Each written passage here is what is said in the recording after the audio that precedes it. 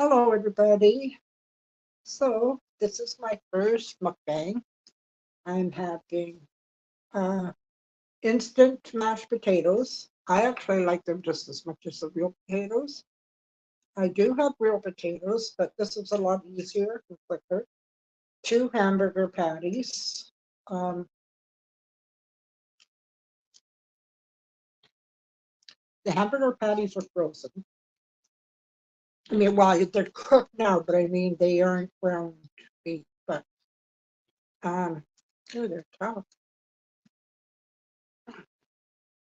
So, I guess while I'm eating this, I'll just tell you some things about myself. Now, um, I was born and raised in a small town.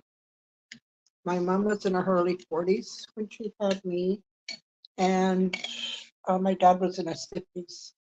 I have three older sisters, and we all had the same parents. Now, my two oldest sisters were in their 20s when I was born.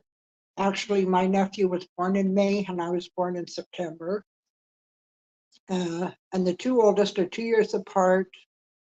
Then the next one, they were 14 and 12 when the sister next to me was born, and she was 10 when I was born. So yeah, there's a big age gap. Now, when I was a kid, like my mom had some mental health issues. At one point, she was telling, and my dad worked away from home. He only was home weekends.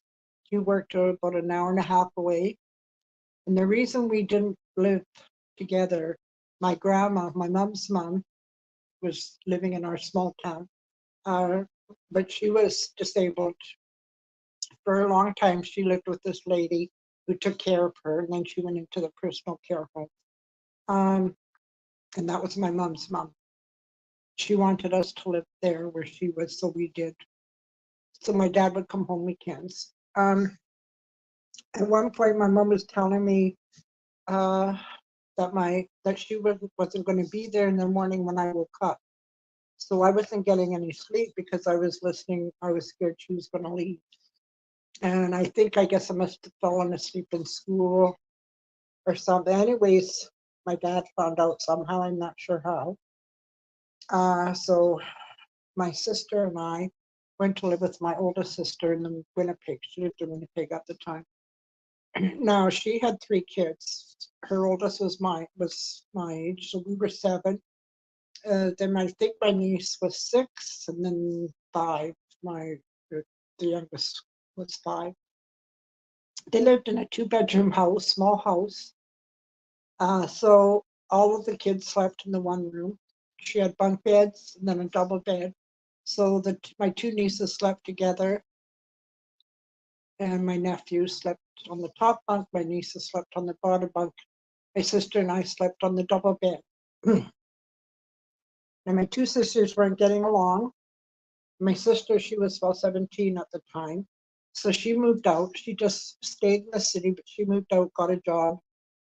Um, and of course, I went to school in Winnipeg. Eventually, we did go back home, or I went back home. My sister never did. She stayed in the city. Um, but my sister, the one that was 10 years older than, every weekend she would come and she'd say, do you want to go home for the weekend or do you want to go to the movies? Sometimes I'd pick the movies. Sometimes I'd say go home. But to be honest, I probably preferred just going to the movies, but I felt guilty um, if I did that.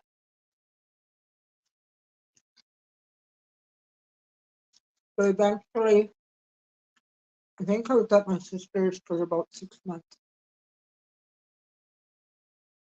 And then I went home. Um,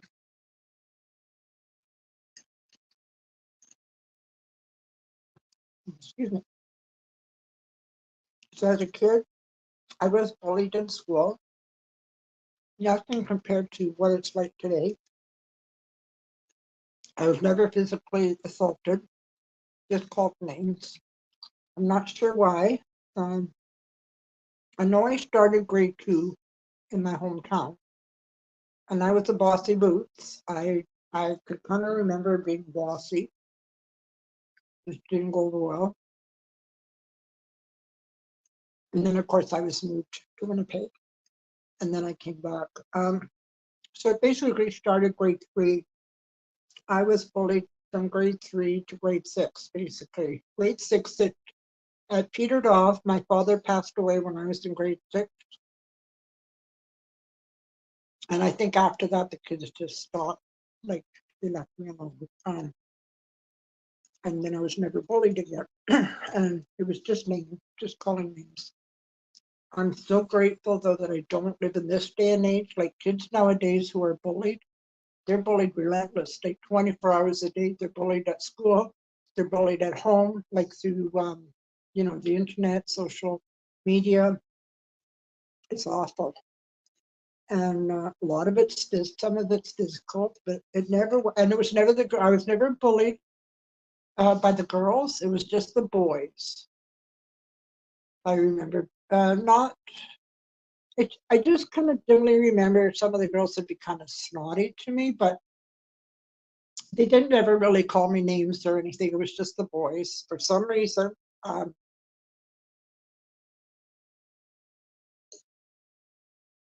so there, so then, and my father passed away when I was 12, which I had a really hard time accepting because I had a good dad.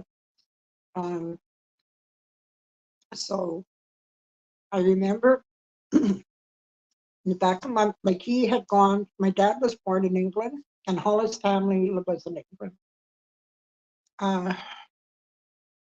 And my sister, he had retired. He was 65 and he had retired.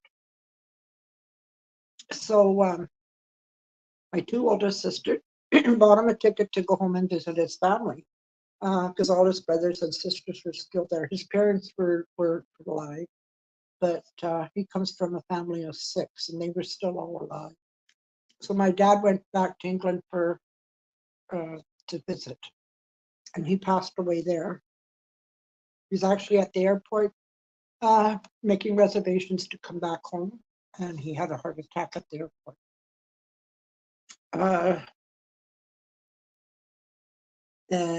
And because my mom and dad didn't really get along a lot of times, I got it in my head he just didn't come home. He was still there alive.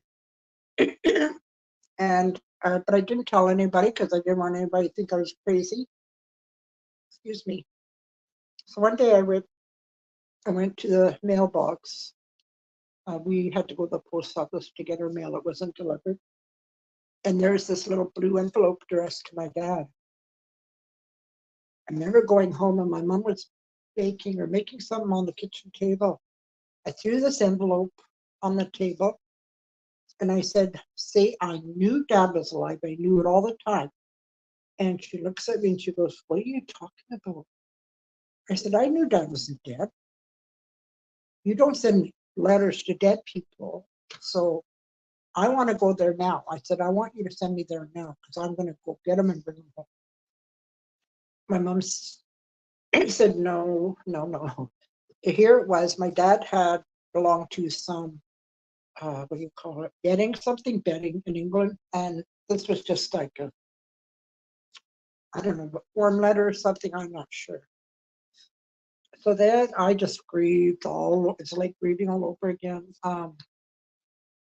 So there was that. So um, I met my ex when I was 16, got married at 17, got married in October, and I had my son in January.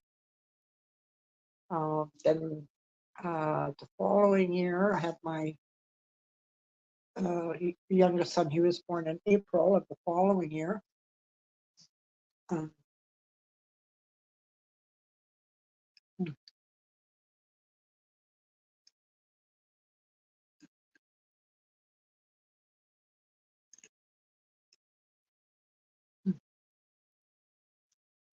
so I think I'll stop that for now. So there's lots more after that. This is just coffee with food.